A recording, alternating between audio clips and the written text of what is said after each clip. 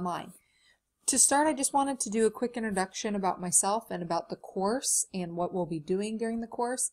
And then each week you'll have a narrated PowerPoint which outlines the content for that week, the chapters that you are assigned to read, and then any important information that you might need to know about upcoming assignments will also be in those PowerPoints. So this is really important that you review these PowerPoints. I think it'll help you understand and engage with the content a lot better than just reading it from the book. So first, who am I? My name is Allison Kinney-Walker, and you can address me just by Allison is fine. If you prefer Professor or Dr. Kinney-Walker, that is fine too. I've worked here at Nebraska Methodist College for about 6 years, and this past year I took a new position as assistant faculty or assistant professor in arts and sciences, and as you can tell, I teach the leadership course. I also coordinate service learning and oversee the associate degree portfolio program. Before becoming a professor, I was the director of our Upward Bound program, and I also worked in the Center for Health Partnerships running a couple of other programs as well. On a personal side, I'm from Des Moines, Iowa, but lived here in Omaha for over a decade now, and so this is definitely home. I have a 2-year-old daughter. That's a little picture of her from a few months ago now. I also, my husband and I are expecting twins, and I am due in November. So this course will hopefully be completed by then before I have any early labor signs, hopefully. So just wanting to let you know a little bit about myself. I do love teaching and am excited about this course. So the purpose of the COM320, as you know, it's a requirement for graduation, and the reason that we have all students take it is, one, we want all of our NMC graduates to graduate with the skills and knowledge and capabilities of being a leader in the healthcare field. So during this course you will learn different leadership theories and concepts. And then we really focus on communication skills, because whether you're a leader or just working as a team in healthcare, it's really important that we have good communication skills.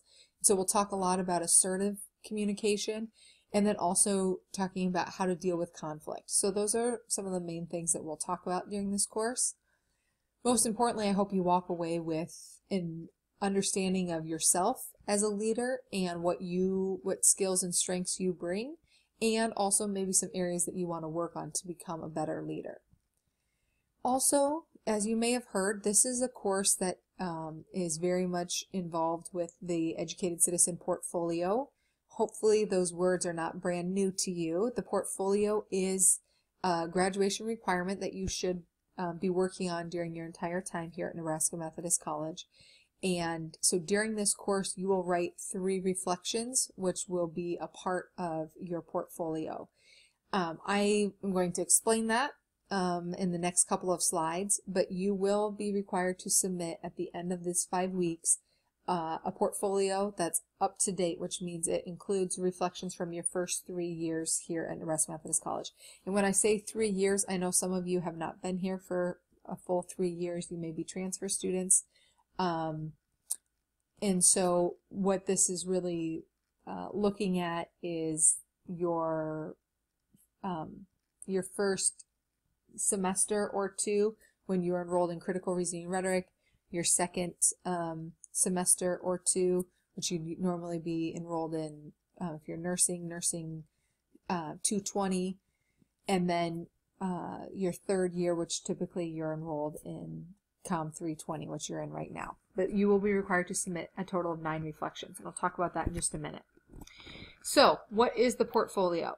We are asking all graduates of Methodist to complete a developmental portfolio, which means you provide reflections about your experiences here at NMC in relationship to the 3 educated citizen goals, which are reflective individual, effective communicator, and change agent. Again, hopefully these words are not brand new to you. If you're not sure what those things mean, look in our syllabus, because on the 2nd page of the syllabus I have the objectives for the course, and the objectives for this course are in exact alignment with the objectives for those 3 educated citizen goals. So you will complete a portfolio. Ideally, each year you're reflecting on this, but sometimes students get behind, and so it is in this course that you can play a little bit of catch up. Often students say, why do we have to do the portfolio? What's the purpose? Well, first, it is a graduation requirement, but more importantly, it is best practice in higher education to have students complete a portfolio, because the research shows that it's really important for students to not just go through their coursework, but to be reflective and to think about and reflect upon what they've learned, how they can apply what they've learned, how it impacts them, how it's meaningful, how it's going to change them as healthcare providers. And so although I know sometimes it just seems like extra work, it's really an important part of becoming a bachelor's degree student. So hopefully you come to see that or see some value in it as you work through it this semester. What does it look like, or what's included? When you graduate in your final semester here at Methodist, you will turn in a 3-ring binder, which will have to include at least 12 reflections. Also have a title page and a table of contents, and your 12 reflections will be made up of 1 reflection from each goal area for each year of your program. So what that would mean is for your first year or first level of the program, you would have 3. 1 reflective individual, 1 effective communicator, and 1 change agent, and so forth for each of the 3 years. You don't need to worry about year 4, of course, or level 4 at this point, because you will complete that during your capstone course in your 4th year of the program. And then you don't have to worry about year 3 either, because you will write those 3 reflections for a grade in this course. So really what you need to do is look back at your assignments and see if you have written portfolio reflections on any of those 3 goal areas: reflective individual, effective communicator, or change agent, for years 1 or 2. If you're in critical reasoning and rhetoric, most students are required to write those 3 reflections. You can look back and even on My Methodist and see what, or you can look at your past courses and you can see what you submitted for that course, so you can go back and look at those if you don't have them saved. Often students also write a portfolio reflection in their language and healthcare course, whether you took sign language or Spanish, so you can look at that. Also, in most of your clinical experiences, you're writing reflections after the clinical experience. That alone does not suffice as a reflection for the educated citizen unless you link it directly to one of the 3 educated citizen goals.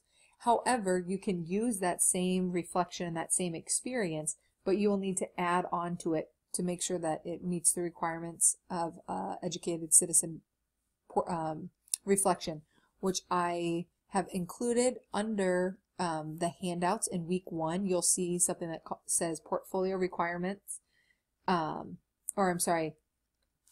first you'll see portfolio requirement overview, which just outlines what needs to be included from each year and each level. But you'll also see a document that has a rubric by which I will grade all the reflections in this course, but also a step-by-step writing guide for how to write the reflections if you do need to play catch-up and write some reflections from year 1 and year 2.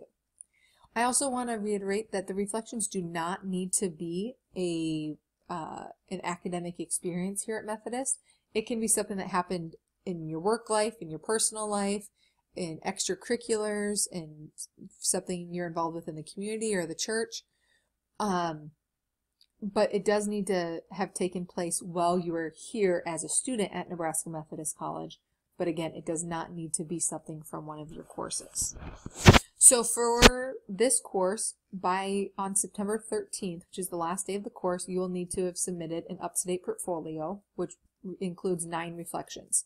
This should be turned in electronically. It can be turned in by hand, a physical copy in a 3-ring binder if you want to deliver that to the front desk at Nebraska Methodist College, but electronically is just fine. And in 1 document would be preferred. Instead of sending me 9 separate documents, just copy and paste all your reflections into 1 document. Make sure you include a title page or a header on each of your reflections so I know what year or what level it's referring to and what goal. So it should maybe first page would be Reflective Individual Year 1. Next reflection would be Effective Communicator Year 1, and so forth. There is an example of a completed up-to-date reflection with 9 reflections under handouts in week 1, so you can take a look at that as well.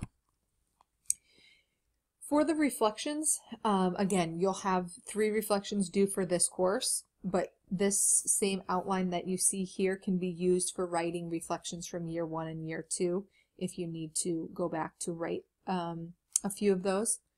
It's 500 to 700 words, which is just, you know, max right around 2 pages, double spaced, and so it's not a really long, rigorous process to write these reflections.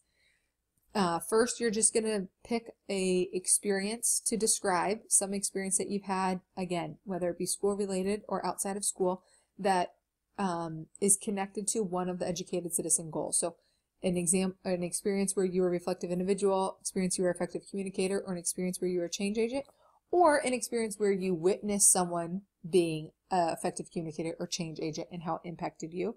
Or it could also be a time that maybe you weren't an effective communicator and you wish to improve in that area. Then you're going to do a self-evaluation. What rating do you give yourself as in that area? So are you just beginning as a reflective individual, or are you accomplished and you've really mastered this goal area? And then why? And then this is really important. We want you to describe what you learned from the experience and how it's going to impact you going forward. So not just, this is what I did, but what did I learn? And then lastly, we want you to incorporate what goals you have for yourself going forward. So maybe there was an area of being an effective communicator where you felt challenged, and so you want to work on that part of your communication skills. How are you going to do that? Like I said, there's the portfolio reflection rubric under week 1 handouts. And then I also will provide examples of strong reflection papers in each week that you have a reflection due. So in week 2, you have a reflective individual due. I'll put an example of you can go to week 2 and see that there's an example of a reflective individual, just so you get a sense of how it's written, how it's structured. Before I move on, if you have any questions regarding portfolios, you feel completely lost, please feel free to send me an email. If you're in town, I'd be happy to meet with you one-on-one to go through your current papers to see what kind of fits and applies for the portfolio. If you're distant, definitely feel free to give me a call or email and we can work through it. We really want this to be helpful, and so that you're not in your final semester completely lost and unsure of what you should be doing to meet your graduation requirement. So now you've learned a little bit about me and the course. I would like to know a little bit more about you. So your first assignment is to post an introduction in the discussion board labeled Introduction. For this week, there are 2 discussion boards. Usually there'll just be 1, but 1 is an introduction, and you'll see in the discussion board that there's a list of questions I would like you to answer about yourself. And then the rest for this week, what you should be working on is reading the Northhouse chapters 1 through 6, reviewing this PowerPoint. So if you got to this point, you've already got that done. Then also reviewing the PowerPoint, narrated PowerPoint 1, which is over Northhouse chapters 1 through 6. You'll also submit the introduction discussion board and then also the Northhouse discussion board. Both of those discussion board posts are due on Thursday by midnight. Then for the introduction, you don't need to respond to those. You don't need to respond to any of your peers. But for the Northhouse discussion board, and just like you will for all subsequent weeks, you will respond to at least 2 classmates, asking them a question or furthering the conversation, not just I agree or great point. Read the syllabus for what I'm looking for in terms of the discussion board. As always, if you have any questions, concerns, uncertainties about the course, please feel free to send me an email, and I look forward to working with you guys this semester.